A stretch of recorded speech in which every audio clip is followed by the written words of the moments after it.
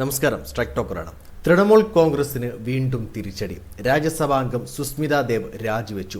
കഴിഞ്ഞ ദിവസം പോലും തൃണമൂൽ കോൺഗ്രസ് വിമതരെ കടുത്ത ഭാഷയിൽ വിമർശിച്ച സുസ്മിത ദേവിയിൽ നിന്നും അപ്രതീക്ഷിത നീക്കമാണ് ഉണ്ടായത്. രാജ്യസഭാ അധ്യക്ഷൻ CP രാധാകൃഷ്ണന് രാജിക്കത്ത് നൽകിയ സുസ്മിത ദേവ് പാർട്ടിയുടെ എല്ലാ പദവികളും പ്രാഥമിക അംഗത്വവും ഒഴിയുന്നതായി മമതാ ബാനർജിക്ക് കത്ത് നൽകി.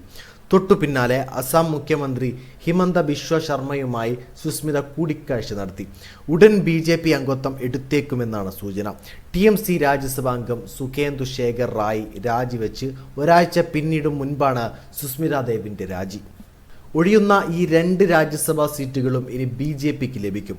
പാർട്ടിയിലെ പ്രതിസന്ധിക്കിടെ തൃണമൂൽ കോൺഗ്രസ് ജനറൽ സെക്രട്ടറി അഭിഷേക് ബാനർജി ഡൽഹിയിൽ ലോക്സഭാ പ്രതിപക്ഷ നേതാവ് രാഹുൽ ഗാന്ധിയുമായി കൂടിക്കാഴ്ച നടത്തി.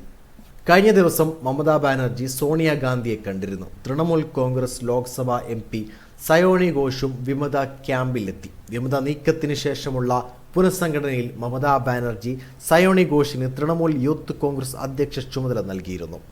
വീഡിയോ ഇഷ്ടമായി ലൈക്ക് ചെയ്യുക, നിങ്ങളുടെ അഭിപ്രായം രേഖപ്പെടുത്തുക.